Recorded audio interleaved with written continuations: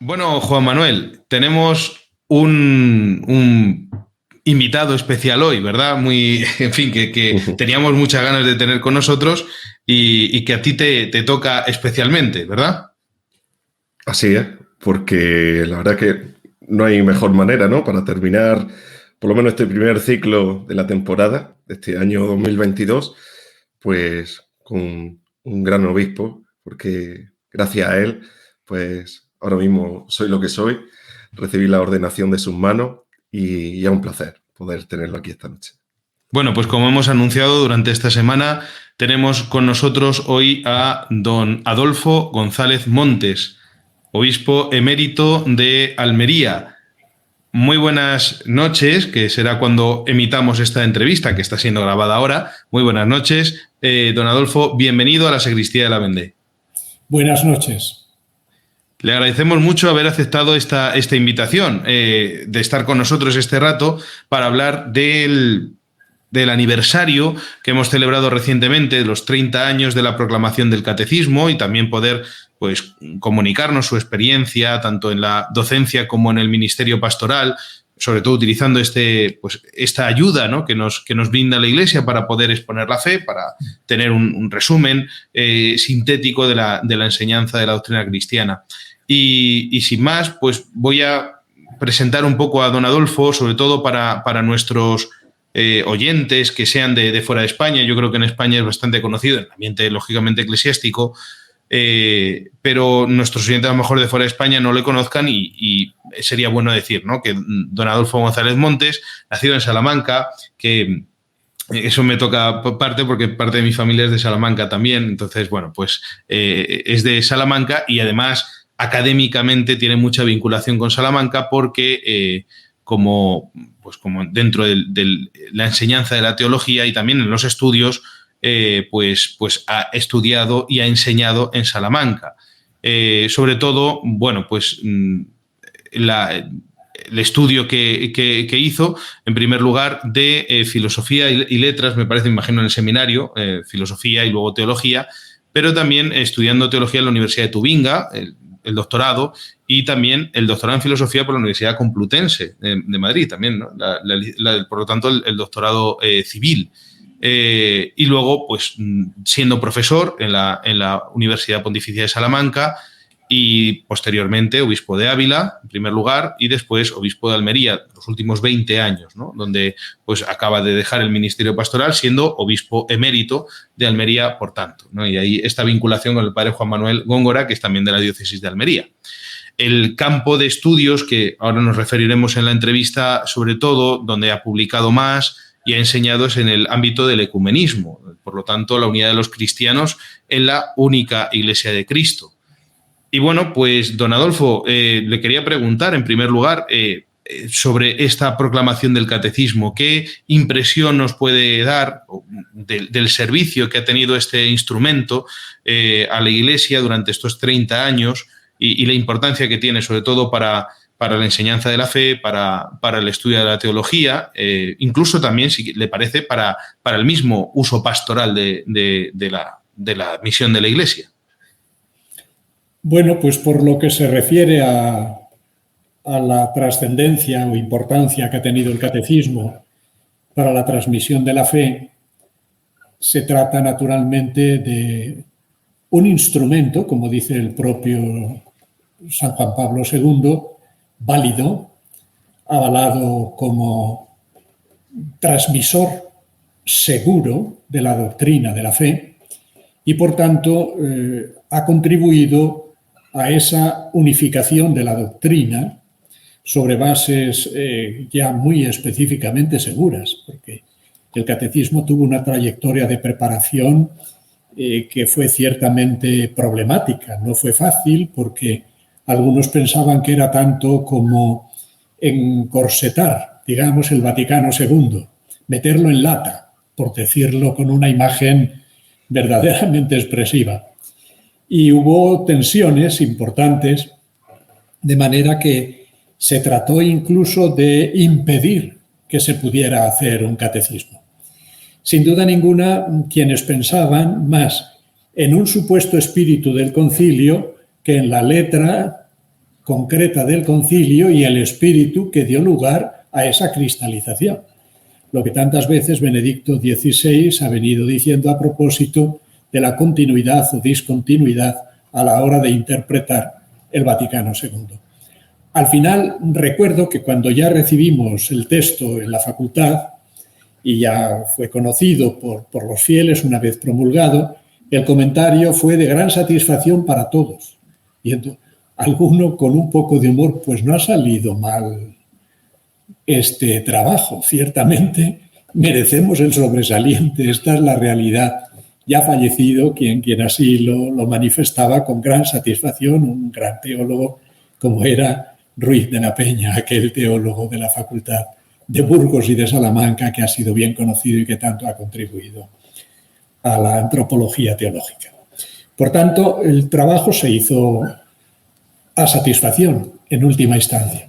Pero después, por lo que se refiere a la acción evangelizadora y pastoral de la Iglesia, ha sido un instrumento extraordinariamente útil, porque como también el propio San Juan Pablo II dice en la Constitución por la cual promulga el catecismo, debe alentar e inspirar los catecismos locales.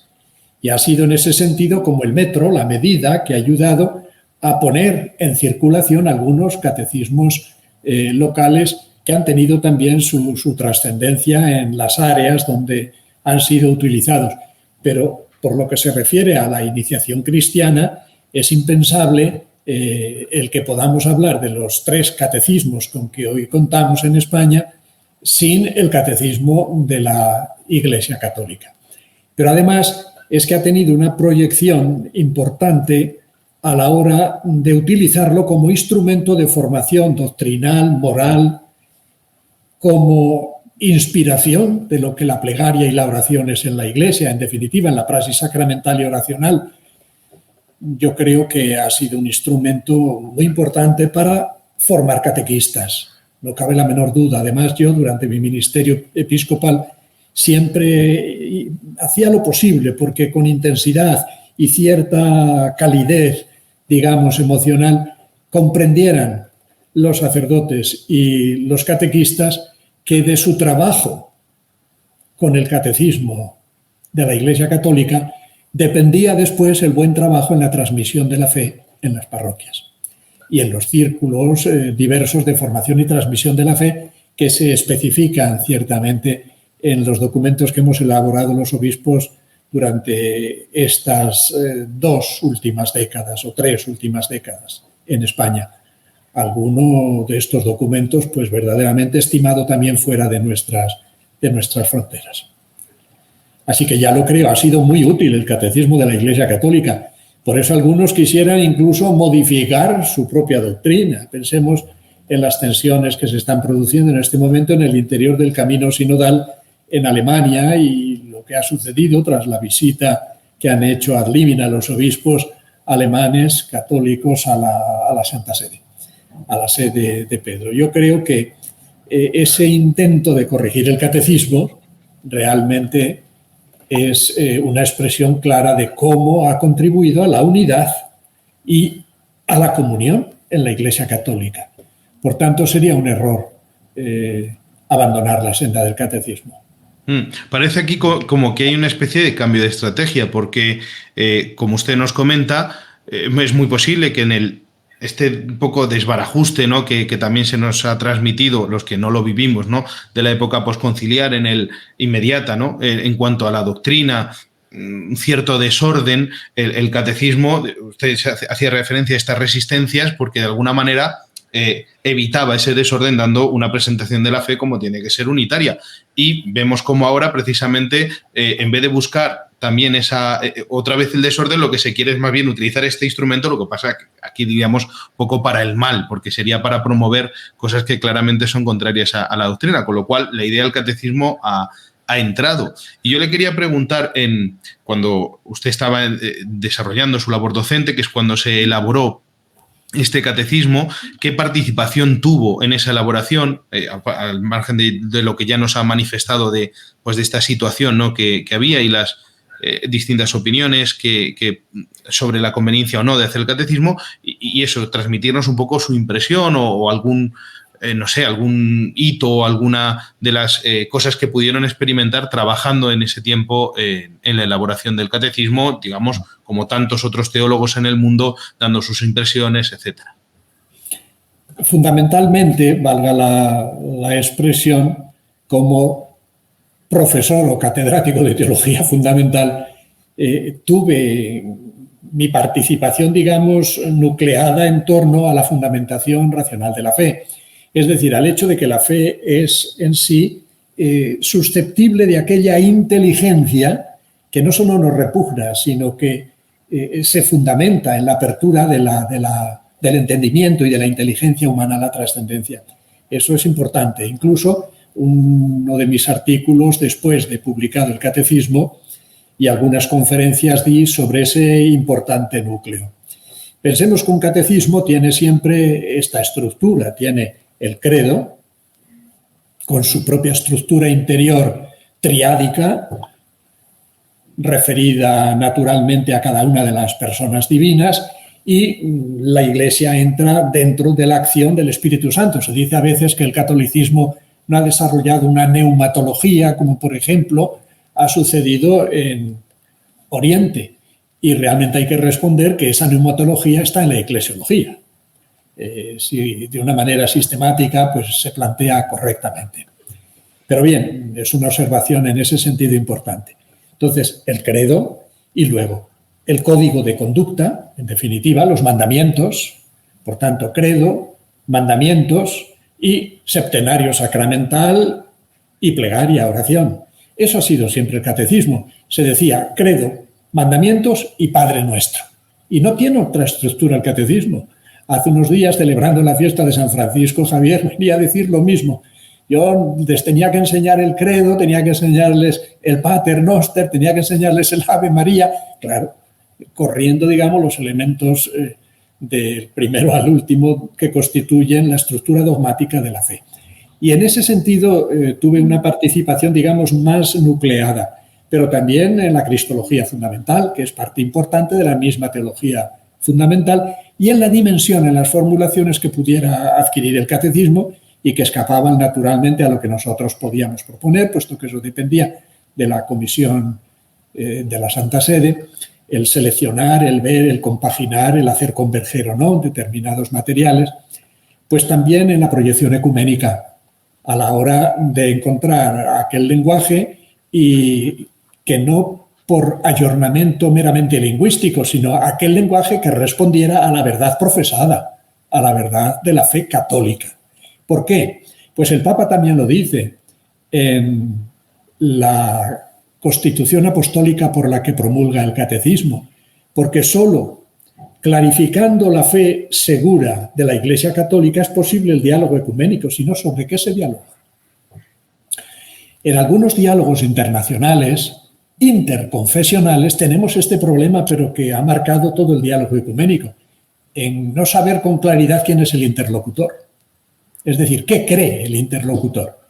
Esta es una dificultad que se manifiesta a veces, por ejemplo, en el diálogo teológico con la comunión anglicana, porque caben alas distintas que no solamente son sensibilidades, como se dice ahora para disimular digamos, las diferencias de opinión y, en última instancia, de profesión de fe, sino que caben desde los unitarios, desde una, digamos, teología unitaria, a los radicalmente trinitarios, condición para ser cristianos.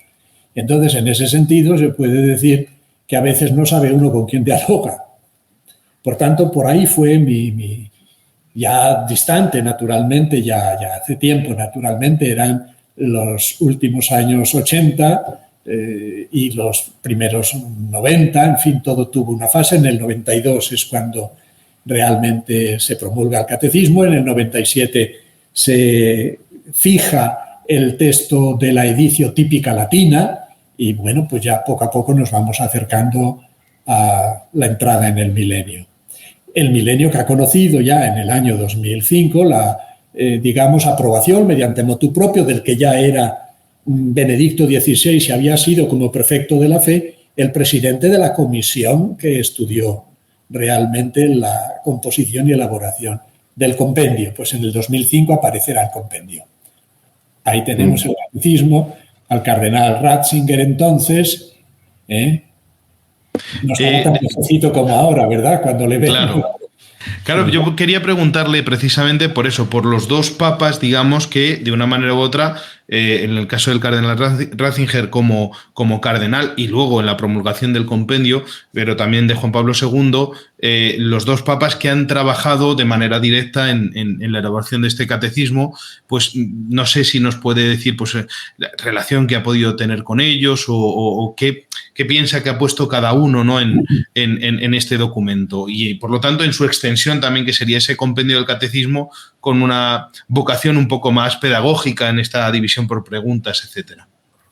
Pues en principio todo el trabajo y la convergencia y la síntesis final que se refleja en la redacción del catecismo tuvo al cardenal Ratzinger ciertamente en primera fila, porque el Papa San Juan Pablo II tenía una confianza absoluta, plena, en la labor teológica que era capaz de desarrollar pues una de las mentes más, digamos, preclaras y eminentes que ha tenido la Iglesia Católica en nuestro tiempo.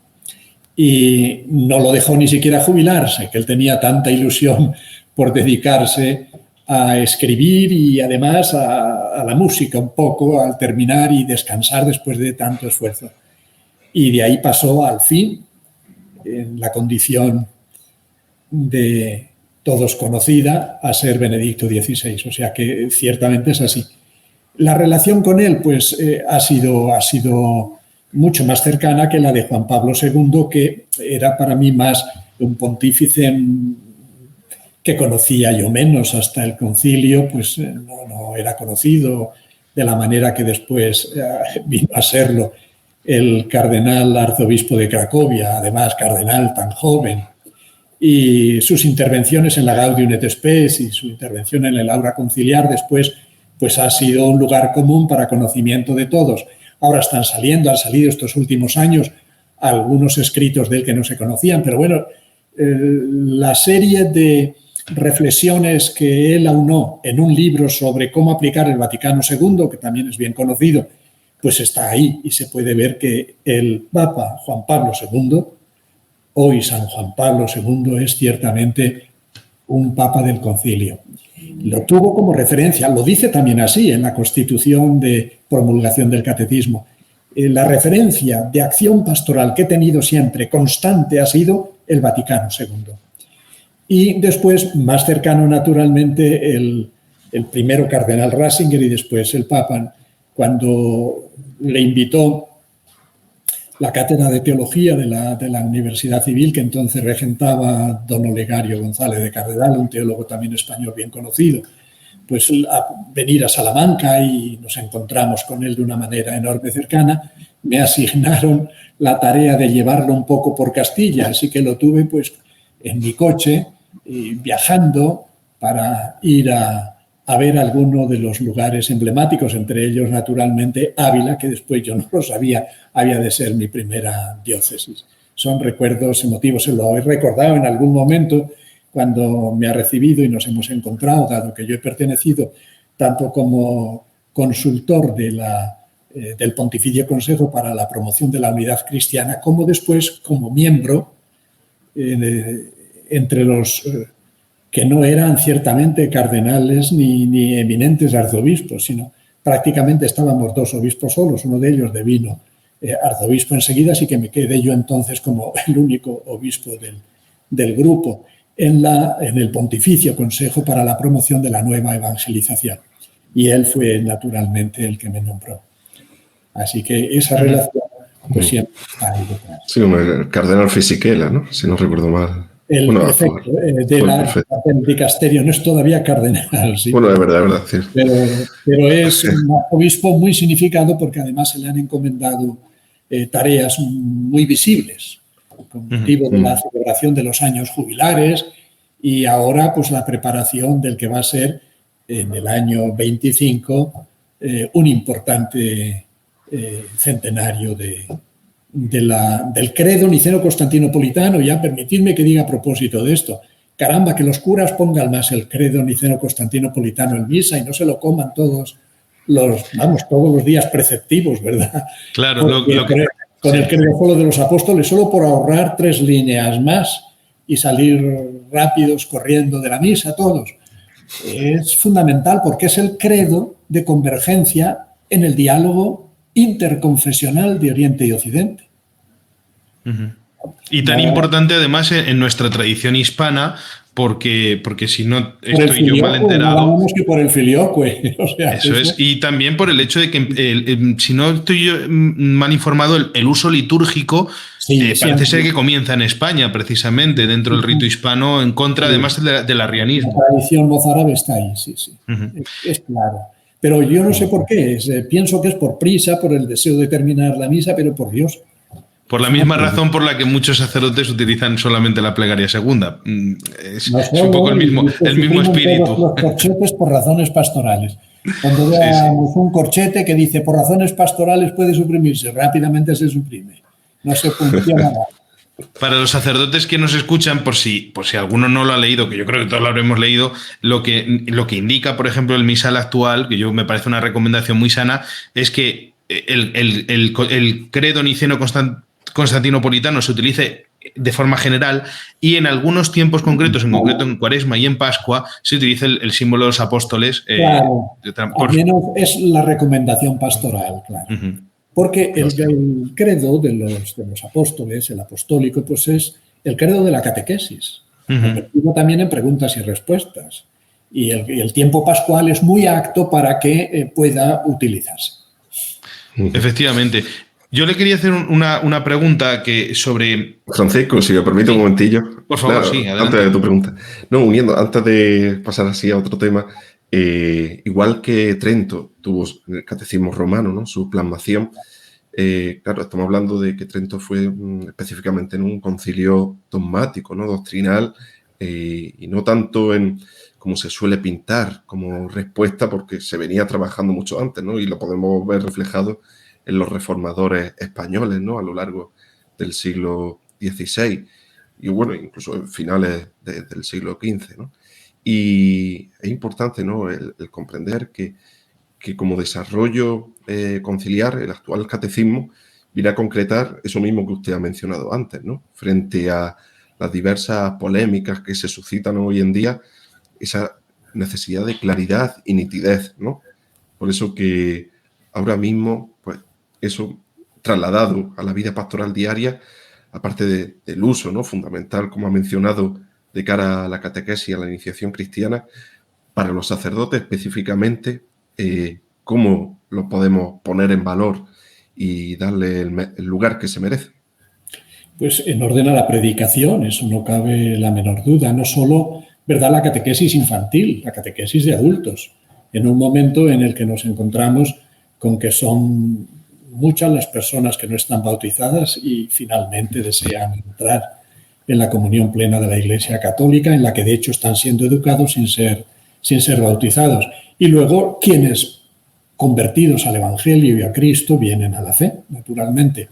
Por tanto, la utilización en lo que puede ser la iniciación cristiana de los adultos, pero en la formación de los grupos.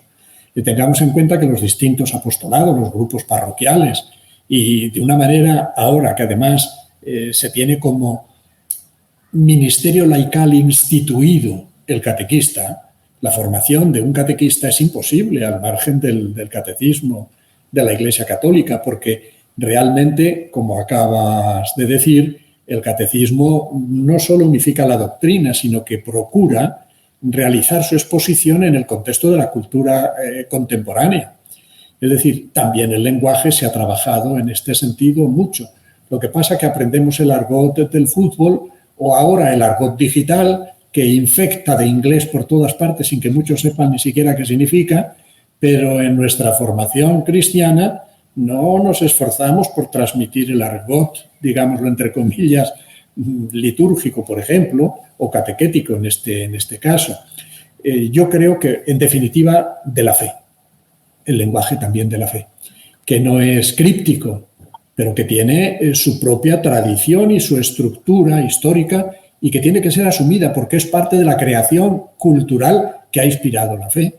Y en este sentido hay un empobrecimiento increíble incluso a propósito de lo que escuchamos a personas pues, que tienen una importancia grande en nuestra cultura, personas públicas, incluso intelectuales, que realmente se expresan de una manera, no ya digo los periodistas, muy impropia en el lenguaje de la fe. Por tanto, tienen una gran proyección, pero por lo que se refiere a los sacerdotes, insisto en la predicación. De hecho, se han editado, la VAC ha venido editando el uso del catecismo en la predicación mediante un seguimiento de los 3 ciclos de los leccionarios. Aprovéchense, guía para su lectura y la predicación durante el año litúrgico. Ahí está. Sí, sí. Me parece muy interesante precisamente eso también, por no dar por supuesto, porque vivimos en una sociedad donde el hecho cristiano se da muchas veces por supuesto, pero en realidad la gente tiene muy poca formación y es necesario a veces ir a lo más básico, incluso en la misma predicación dominical, como en otro tipo de actividades, de sermones que se pueden hacer, que lamentablemente hoy son cada vez más escasos, o incluso en los medios de comunicación. Yo quisiera ver, por ejemplo, ahora que hablamos del catecismo, un hermano suyo en el episcopado, ¿no? Monseñor Munilla, cuantísimo bien ha hecho con su lectura del catecismo que ha hecho en Radio María, por ejemplo. Muchísima gente ha aprendido la fe escuchando a Monseñor Munilla. Yo he escuchado testimonios, pero una cantidad enorme de personas.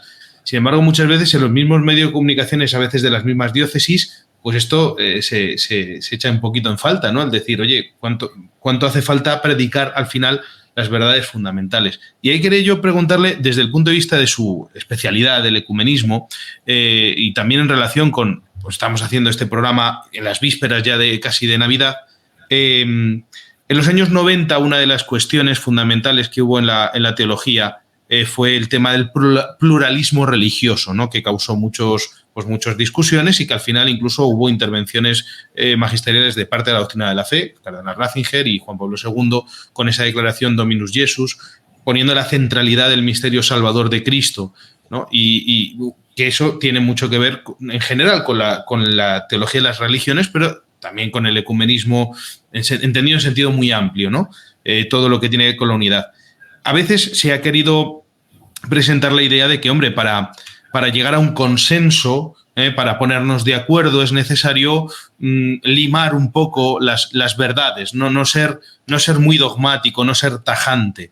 Y sin embargo, pues la reacción, digamos, de la Iglesia, tanto con el catecismo como con este tipo de declaraciones, es decir, no, mira, la verdad que tenemos es la verdad de Cristo, no hay otro nombre en el que podamos ser salvados, es decir, tener afirmaciones fuertes y contundentes de la fe. Desde su punto de vista, teniendo el ecumenismo ya como la unión de los cristianos propiamente en la Iglesia, pero también en este sentido amplio del diálogo interreligioso, de la predicación de la fe, ¿cómo ve usted esto? ¿Es necesario, como algunos piensan, abandonar la claridad, abandonar la contundencia de la verdad para conseguir la unidad? ¿O hay un camino para la unidad que pase precisamente por esta defensa de la verdad? Bueno, si hemos de anunciar a Cristo, no podemos hacerlo veladamente ni de una forma, digamos, que no termine por comprender nuestro interlocutor qué propuesta le hacemos. La fe ciertamente no se impone, se propone, se predica, se proclama, se ofrece. Y en ese sentido, si el interlocutor no sabe qué le ofreces, pues difícilmente puede ciertamente decir me interesa o no, me convence, tengo realmente un interés apasionado por acabar de llegar al núcleo de lo que se me propone porque es fascinante. Ciertamente, por ese camino del velamiento no haremos una evangelización. Nunca. Ya en la Evangelii Nunciandi se dice con entera claridad, así San Pablo VI, que con esa exhortación apostólica realmente abrió un enorme camino al planteamiento de la evangelización en las condiciones de la cultura contemporánea. Pues ya él proponía con claridad qué es evangelizar. Evangelizar es anunciar a Cristo. Que la Iglesia realiza una obra humanitaria, tiene que realizarla, porque la caridad acompaña la proclamación. Eso siempre, inseparable. Pero sustituir una cosa por la otra sin ver la intrínseca relación de cómo la afirmación de fe funda la acción, pues evidentemente eso es lo que está en juego en este momento. Yo creo que hay que decir que el diálogo ecuménico, ya lo he dicho, tiene que partir de la inteligencia y entendimiento claro de la dogmática que realmente ponen en juego, ponen en diálogo las iglesias cristianas y las comunidades, o sí, digámoslo así, según el lenguaje del concilio, comunidades eclesiales, puesto que algunas de las llamadas iglesias sería para nosotros lo mismo que para los orientales difícil el poder considerar las iglesias sin más hermanas, como sucede entre las iglesias ortodoxas y la iglesia católica. Pero bueno, hacia ello vamos. Es decir, cumpliendo el camino del encuentro, pues llegaremos a eso, a la fraternidad de iglesias locales, qué duda cabe, y a la manera correcta de entender cómo cada iglesia local es expresión y de la iglesia universal y cómo está en ella la iglesia una santa de Cristo. En eso está el diálogo. Pero, como muy bien acaba de decir, pues yo creo que es absolutamente fundamental que en el diálogo interreligioso pues se diga con claridad qué fe profesamos. Y yo creo que en ese sentido la Dominus Jesus pues fue recibida de maneras un poco diversas, aunque al final se ha comprendido el gran acierto de esa declaración, porque además de haber sido, como ha sido ratificada por San Juan Pablo II, expresamente con intención de que no se devaluara o se pensara que era una idea de la congregación muy contingente y pasajera. Muchos evangélicos dijeron, hombre, qué bien que la Iglesia Católica, con claridad, con nitidez, genuina, dice, Cristo es el centro. Naturalmente, en él el Padre, porque quien ha visto a Jesús ha visto al Padre. Porque la teología está cristológicamente mediada en la encarnación del Hijo Eterno de Dios. Eso es absolutamente fundamental. Y Él es el Salvador único. No hay otro nombre en el que podamos ser salvos. ¿Cómo? Pues ese es el misterio que Dios tiene. ¿Qué referencia dice a la mediación universal y única de Cristo la salvación de los que no son cristianos? Dios lo sabe. Nosotros nos esforzamos o nos hemos de esforzar por reflexionar sobre ese misterio impactante, pero realmente la mediación única y universal de Jesucristo es determinante de la fe cristiana. La teología de las religiones, que en los años 80 puso en crisis este principio, ejerció una influencia inmensa, diluyendo realmente la identidad de la fe católica, pero no, de la fe cristiana, sin más, porque no se puede pertenecer tampoco al Consejo Ecuménico de las Iglesias si no se confiesa la divinidad de Cristo y, por tanto, la Trinidad divina. Esto es una cosa clara. Y hoy, a distancia, nos damos cuenta que ese documento realmente ha hecho un gran bien. El problema es que estamos otra vez, después de unos años de crisis más o menos enderezados, en una situación que es regresiva, que puede conducir a disolver o diluir tanto la naturaleza de la fe en sí misma como la conducta acorde con ella, es decir, el código de conducta moral. Y este impasse que estamos viviendo, pues tiene a muchos sumidos en una gran confusión. Esta es la realidad. Pero Jesús, cuando fue interrogado por Pilato, ¿cómo interrumpió al final del interrogatorio? Con la palabra de Jesús. La verdad. Yo soy testigo de la verdad, pero el cínico del prefecto romano no pudo hacer otra cosa que decir, porque sabía que era inocente y que no era culpable. ¿Y qué es la verdad? ¿La tuya o la mía? Para terminar, porque bueno, esto es interesantísimo, en fin, luego en la tertulia vamos a comentar estas cosas, yo creo, por extenso. Para terminar, yo querría preguntarle en relación a su ministerio episcopal y la relación también con los sacerdotes, ¿no? Porque este programa lo llamamos una tertulia sacerdotal, sobre todo, y intentamos pues somos sacerdotes, contrarrevolucionaria, porque nos oponemos a lo que vemos en la revolución como este tipo de movimientos pues que han subvertido el orden en todos los sentidos, un orden primero espiritual, pero también un orden temporal. Claro, nosotros, esta es una tertulia y por lo tanto es de opinión. Intentamos enseñar la fe de la Iglesia, pero también damos nuestra opinión sobre las cosas. Esto a veces a algunos les pone un poquito nerviosos, ¿no? Yo he hablado en alguna ocasión del apostolado de la opinión, porque Pío XII, por ejemplo, insistía en que era bueno que hubiera una cierta libertad de opinión en la Iglesia en las cosas opinables, que son precisamente porque se puede opinar. Sin embargo, pues desde el punto de vista de la relación entre los obispos, los sacerdotes, a veces esto no se recibe muy bien. Bueno, usted sabe que nosotros intentamos ser buenos y apoyar y defender también a los obispos, pero a veces somos un poquito críticos, ¿no? Intentamos siempre que sea una crítica constructiva, que sea una crítica que ayude, pero lo somos, ¿no? Entonces, usted como obispo, ¿cómo ve esta labor de los sacerdotes a la hora de tener una cierta posición pública, de pronunciarse en cuestiones a lo mejor incluso que no tienen que ver con lo estrictamente teológico, la doctrina segura teológica, pues que sería pues decir Jesucristo es el Hijo de Dios y Jesucristo es el Salvador, etcétera? Es decir, lo que es la predicación, sino entrar en algunas otras cuestiones que, como tanto, son opinables. Por ejemplo, en tendencias políticas hay opiniones que pueden ir hacia un sitio o hacia otro, o incluso, como digo el padre Juan Manuel, a veces en las tendencias deportivas también el padre Juan Manuel le gusta el tema del fútbol, discutimos entre Madrid y el Atlético, o uno podría decir, a mí se me ha dicho alguna vez, es que un sacerdote no debería decir ni de qué equipo de fútbol es, porque entonces la gente puede enfadarse y tal. Yo he llegado a decir eso, he llegado a escuchar eso, ¿no? Entonces, eso es exagerado, claro. Claro, pero ¿cómo ve usted, pues eso, digamos, la posibilidad de que los sacerdotes podamos manifestarnos en nuestra opinión en cuestiones, como digo, que por lo tanto son opinables, no en cuestiones lógicamente seguras?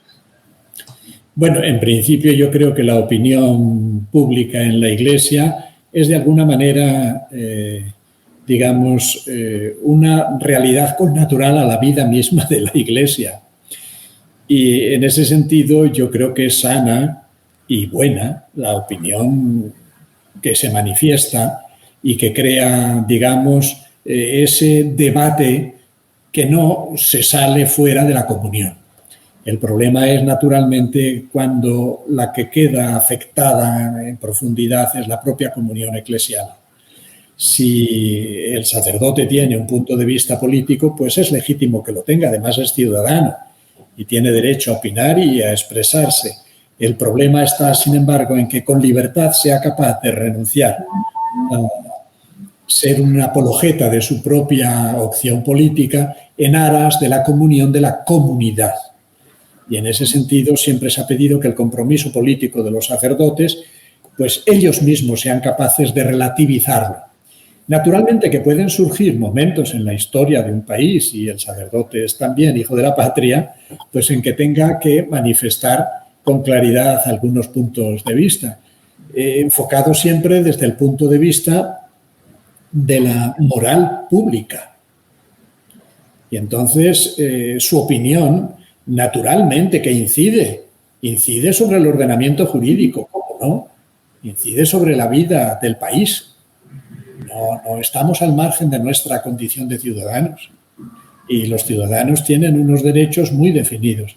Pero ya digo, el poder relativizar con libertad determinadas opciones de carácter político a fin de que no distorsionen la comunión eclesial de esa parcela que preside el cura. Pero tengamos en cuenta otra cosa, que es que el sacerdote también hace presente al obispo y actúa por mandato suyo, y en este sentido el obispo sin los sacerdotes no es nadie. Es decir, los sacerdotes son los que sostienen diariamente la Iglesia. Por tanto, de ahí la importancia que tiene una buena pastoral vocacional y que haya sacerdotes que los laicos no van a consagrar. Quiero decir de esta manera sintética, ¿no?, que no pueden relegar al sacerdote en la acción apostólica y pastoral a que solamente pronuncie las palabras de la consagración, que el laico no puede. Él es el que preside la oración. Él es el que autoritativamente proclama la fe y prolonga el magisterio. Y entonces, desde ese punto de vista, el sacerdote tiene que tener un enorme cuidado en no, digamos, lesionar la condición que tiene, digamos, la identidad del sacerdote, que es también una presencia viva de la comunión eclesial. Él es el sacramento de esa comunión, existencialmente también. Y por eso su comunión con el obispo y, naturalmente, su comunión con los hermanos en el presbiterio, pues es ciertamente fundamental. Ahora, eso no quiere decir que no haya situaciones conflictivas, problemáticas, que tampoco se deben hurtar. Es decir, que exigen también una manifestación clara de posturas, sin agresiones. Yo quisiera, para terminar, y antes de que el padre Juan Manuel, si quiere añadir alguna cosa más, decir públicamente, además a nuestros oyentes, esto que dice Monseñor Adolfo, no es solamente algo que lo dice, pues porque toca decirlo. Se puede dar fe que en su ministerio episcopal, lo que más conocemos, realmente él ha cuidado como primera obligación y de manera fiel la formación sacerdotal. Hoy en día, las dos diócesis en las que he estado, en Ávila y en Almería, se puede ver, en el caso de Ávila, por ejemplo, es prácticamente el seminario más floreciente, sobre todo de forma relativa, en toda la zona, digamos, de la Castilla, ¿no?, del norte, porque las diócesis de Castilla lamentablemente están muy mal de vocaciones, pero el seminario teologado de Ávila, ¿no?, que está en Salamanca, ciertamente es una referencia. Y bueno, tanto usted como sus sucesores, como don Jesús García Burillo, por ejemplo, también ha trabajado muchísimo en la formación de sacerdotes excelentes, al menos los que yo conozco. Y en Almería, pues qué vamos a decir, teniendo a don Juan Manuel también, al padre Juan Manuel, que es un claro exponente de la buena formación del seminario de Almería, y tantos otros sacerdotes excelentes que conocemos, ¿no? Y un seminario, pues eso, que ha sido floreciente, grande, con abundancia dentro de la dificultad que tenemos en estos tiempos de las vocaciones, por muchas razones de descristianización, de despoblación, de tantísimas dificultades. O sea, que yo simplemente decir que esto que dice don Adolfo es algo que se puede ver que no lo dice solamente de palabras, sino que lo ha cumplido fielmente, y por lo tanto yo quiero agradecérselo y también felicitarle por su ministerio. Y no sé si el padre Juan Manuel quiere decir alguna cosa más. Sí, pues sobre todo al hilo de esto mismo, que muchas veces se desprecia, ¿no?, lo que es el ámbito teológico, el intelectual que tiene que haber en el seno de la Iglesia, y que tan necesario es, ¿no?, en esa misma dirección de la formación sacerdotal y de la formación del pueblo de Dios en general, ¿no? Pues si el sacerdote no está bien formado, luego, ¿cómo pretende que realmente pues los fieles a él encomendado por el obispo pues realmente puedan acceder, ¿no?, a ese conocimiento de la fe más allá del costumbrismo o de las tradiciones arraigadas? Por eso me gustaría, para finalizar, pues agradecerle de corazón a Monseñor Adolfo González Montes pues su presencia junto a nosotros, ya que es el primer obispo que viene aquí, y después de casi 3 años, ¿no?, pues es una alegría que haya podido estar. Y por último, pues si nos podría hacer un comentario, porque tenemos un gran amigo como es don Miguel Ángel Quintana Paz, que lleva suscitando un tiempo la necesidad, ¿no?, de la presencia de intelectuales católicos en la vida pública y presentar, ¿no?, dentro de lo que ahora se llama la batalla cultural, pues realmente lo que va más allá de la ideología, ¿no?, que es esa antropología cristiana y la defensa, ¿no?, de la tradición católica que verdaderamente humaniza, ¿no?, y da esplendor a nuestra cultura, aquí en España y en todos los países hermanos de Hispanoamérica. Pues ahí tenéis en el catecismo una fuente que tenéis que utilizar en la formación del laicado católico, que realmente tiene que dar la cara por nuestro Señor, lo cual es muy, muy importante. Es decir, el bautizado de a pie tiene que ser fortalecido por esa acción apostólica y pastoral, esa caridad pastoral, esa cura pastoral que es propia del sacerdote, que sostiene con su esfuerzo, que, digamos, impulsa la gracia, que es la verdadera protagonista de todo, un laicado capaz de dar la cara por nuestro Señor y no avergonzarse realmente de la fe que profesa. Y en ese sentido, qué duda cabe que, volviendo a nuestro núcleo central del diálogo, el catecismo es una fuente importante, tanto, como decimos, sectores diversos, ¿verdad? Ya los hemos mencionado, pero digamos de nuevo, para la predicación como para la formación del mismo laicado. Esto es ciertamente importante, pero los curas tienen que asimilarlo, y preparar a fondo las homilías, las reuniones de grupo, en fin, que sean más que una tertulia, que es en lo que muchas veces se diluyen. Encantado de haber estado con vosotros. Muchas gracias. Muchísimas gracias, don Adolfo, y le encomendamos ahora en esta época, pues podremos decir de júbilo, ¿no? Porque dentro de su vida de mérito, pues tendrá ese tiempo también, como añoraba el cardenal Ratzinger, dedicarse pues al estudio, a la meditación y, en fin, ya sin las preocupaciones y las cargas que tiene la vida pastoral. Y bueno, son cosas que da, digamos, la providencia y estamos seguros que van a ser para mucho bien de la Iglesia. Muchas gracias. Encantado, con gusto.